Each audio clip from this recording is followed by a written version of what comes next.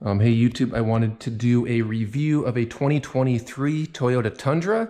This is in fact the SR5 model, the most basic work truck they make in their current lineup.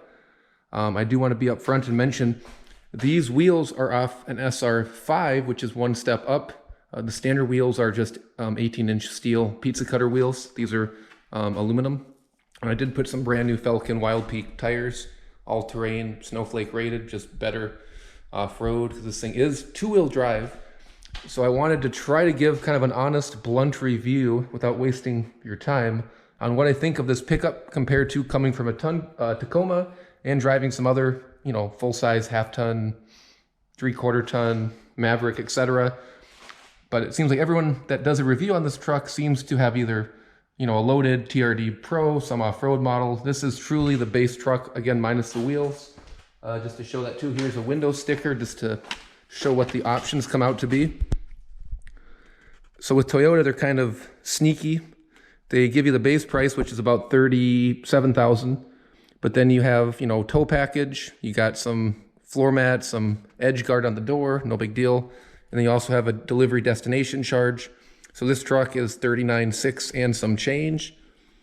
And that is essentially the cheapest you're going to find a new Tundra. They don't come cheaper. So if you see that base price, just realize it is basically $39,000 plus whatever fees the dealer may have. So you're not going to get a deal, but that is what they go for. And this is the 3.5 or 3.4 liter twin turbo V6. It is the same as the SR5, but the ECU is detuned. So this one is 346 horse with 405 torque.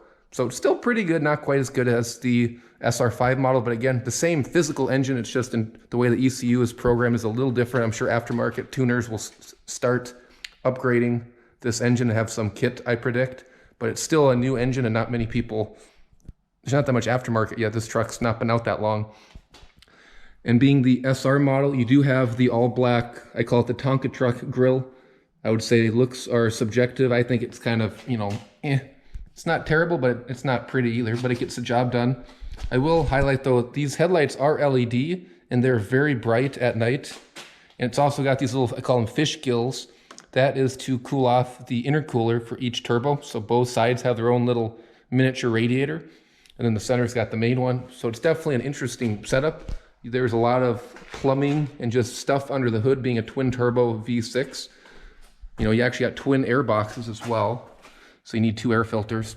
So this is a very busy engine bay. It's cleanly put together, but there's just a lot of stuff going on. You do got a fairly large crumple zone for safety up front here. So I think they did a good job putting the package together. I will admit though, I would not personally want to work on this engine when it's out of warranty. There's just a lot of stuff. I'm gonna guess that's gonna be a pain. And being that this is the SR model, of course, you got, black mirror, black plastic mirrors, door handles are plastic. You have a lot of kind of, nonsense type deal. The one thing I will highlight though is even the base truck, you have this nice tinted privacy glass with an electronic opening power window, which is something you wouldn't see on, say, a base Ford pickup. And then the new bed is similar to the Tacoma, which I had a 2018 Tacoma just to kind of give you some hindsight. I had over 100,000 miles on it, great truck, lacking power, transmission didn't shift very well, but it was reliable. I just wanted something with a little bit more towing capability. And they basically stole the bed from the Tacoma, put it in this, made it a little bigger. And it's hard to tell here, but this texture is much more grippy. The older Tacomas had this slippery plastic they use on the side, not this grippy stuff. So if it was wet out, it was very dangerous. Now you can safely walk in here. And you even have this little tie-down rail from the factory. I do like that. And the nice thing, which may be hard to tell by looking at it, but you do have a power opening tailgate. It's got assist going up and down. So it's a very solid feeling tailgate for essentially a tradesman or a work pickup. And this does have the tow package. It is a class 4 receiver. It's rated for 10,000 pounds without a weight distribution hitch, but being this is the base model, I believe the towing is closer to 8,300 pounds, which is still respectable. And let's just give the hood a quick close. And if you didn't notice, it's kind of a weird quirk I noticed on this truck. This hood does not open very far. So they did put these gas assist struts, but when you open it, it feels like it's not quite open. And maybe I'm just not used to it, but it does seem a little weird that it doesn't open up real wide like a lot of other vehicles might. I'm just going to show you inside quickly. So you can see you got plastic fantastic all over, which I honestly don't care. You got this kind of fake, you know, it's vinyl with fake stitching to look like leather. And the seats themselves, they went with this very weird texture. It's maybe hard to tell, but the bolstering is kind of grippy. It almost looks like a wrinkle, but it's just grippy. But once you're in it, it's very comfortable. Base model, it's only a sliding seat. There's no, you know, lumbar, there's no power switches anywhere. Very simple. And I'll put the key in just to show you. So it does have keyless start. Just turn it on, accessory.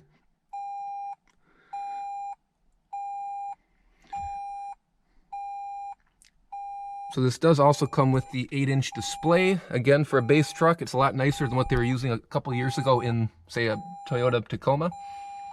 And you do get all the safety features standard as well. So this has, you know, lane departure assist, as well as radar cruise control, which me personally, I don't like the safety stuff, but you do get that even with the cheap model. And I think overall the new design is functional. You know, they use very kind of chunky knobs. There's your hazard light. There's a bunch of switches if you had a fancy model. But even on the base truck, everything is super big. You can grab it. It's not that complicated. The dashboard's got a nice colored LCD display. And this glove box is giant. You could fit your dog or cat almost inside there if they're under 20 pounds. You got this little opener as well. So I think it's a functional layout. It's got a lot of plastic, but the plastic feels well built. The seats are very grippy and supportive in the front, and even in the back, because this is not the crew cab. I have the seats in the middle position, and if you're an adult that's, let's say, 5'10" or under, the back seat is not bad, and you can safely fit a car seat as well. So it's not a crew cab, but it's functional still.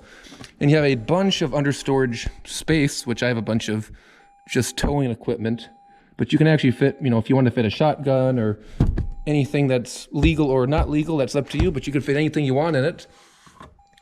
And it does have power rear windows, which on a non-crew cab is nice. So you have a window switch here. It's nice to get some fresh air and cross flow through the vehicle. And then it's got the, you know, the rubber floor mat, similar to what a Tacoma would have, just slightly bigger. And you got rear cup holders. So for essentially a work truck, I think this truck is plenty fancy for most people. I mean, even the LED reverse lights they switch to, very bright. So it's a basic pickup, but it doesn't feel that basic, in my opinion, compared to say like an XL Ford or even, you know, a base model Chevy. It's probably more similar to like a custom Chevy.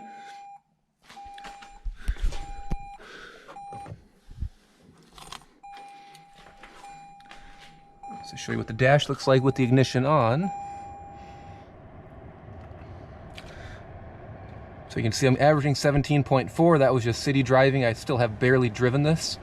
And it does have auto climate control or manual, which seems to work fairly well. But again, this has roughly 320 miles, so still very new. And the steering wheel is on the base truck. It's all plastic, but they have this fake kind of leather look to it. I actually feel like the Tacoma's got a nicer wheel on their base model, but it's not terrible. You got all your controls for cruise control, radar, all the menu buttons as well. And then as well in the, well, this is for both 22 and 23, the rear suspension is a coil system similar to what the Ram 1500 uses. So there's no leaf spring under there. And I do have to admit, this is a very smooth riding truck. You still feel some bumps in the road. You can tell the chassis is stiff, but it definitely feels a lot better than, say, a Ford that still uses a leaf spring rear setup in their half ton. So I think they did a very good job on that. And then to go over a couple things I don't like about this truck. So the first issue I've had with this, and this is going into the dealer for warranty work, and if anyone watching maybe has more feedback, because I have found other people complaining, but when you drive over about 60 miles an hour, there is a wind noise that's coming somewhere in this region on the driver door. And I've inspected the door seal and compared it to the other door. I can't find anything that looks visually wrong. I mean, these seals are, you know, kind of loose feeling, but nothing, no defects that I can find. but it sounds like there's a faint crack in a window or something's not quite sealed right on this door. And again, that's just me being picky. But on a new truck, I just find that kind of silly. And I know some of the pre-production prototypes that were reviewed, they had mentioned a faint noise, because this does use acoustic glass, so it's a very quiet truck, but there is some sort of noise in this region. And again, I'll have to bring it to the dealer for warranty work, and I can let you know what I find. If anyone has feedback on what causes that noise, I would like to know. And as far as power, I think this engine is fantastic. I mean, I've driven, Hemis, EcoBoost Fords. This motor is kind of in between what I would consider a 2.7 and a 3.5 EcoBoost. It's kind of splitting the difference as far as power. I'm sure Toyota erred on the side of being conservative to help longevity instead of trying to, hot rod the engine. And being this is the base truck, it has less power than the other models, but still has a respectable 405 torque at 2,000 RPMs, which for pulling a trailer is still almost double what, say, a Hemi would have at the same RPM. But the top end power, a little lacking. I will admit to, twin turbos, the torque is great, but they do not sound anything like a V8. They never will. It's just the nature of the engine. I hope long term this truck doesn't fall apart, but unfortunately it's so new, there's not really any long-term information. I'm just gonna do a quick body shot again to show you what a base truck looks like, being that these seem like they don't exist very often. Every review you find is just a loaded up vehicle. You do have the nice LED taillights, LEDs all around. We'll go around the other side. And one note, and tell me if you agree or disagree, but I feel like the Sequoia, which is almost identical as far as same chassis, very similar, it's just an SUV version of a Tundra for the new model, they have a different grille than the Tundra. And I feel like that is a better grille than the Tundra. I wish they would just make the Sequoia grille on the Tundra and just get rid of having these extra grills. It's a better looking front end in my opinion. I'm not sure why they decided to have two differentiating grills on the model. There's just another side shot. We can open up the passenger side. Again, looks much like the driver. Plain Jane, plastic fantastic. But the seats are pretty supportive.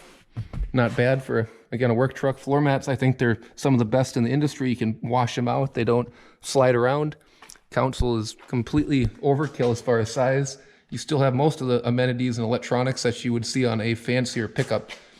But so this is what I would consider a sub $40,000 new pickup, which in today's COVID, overinflated truck market, I would consider a very cheap vehicle. I just wanted to kind of go over what it looks like and what I like and do not like about it. But overall, I think it's a really good truck, and hopefully it doesn't fall apart.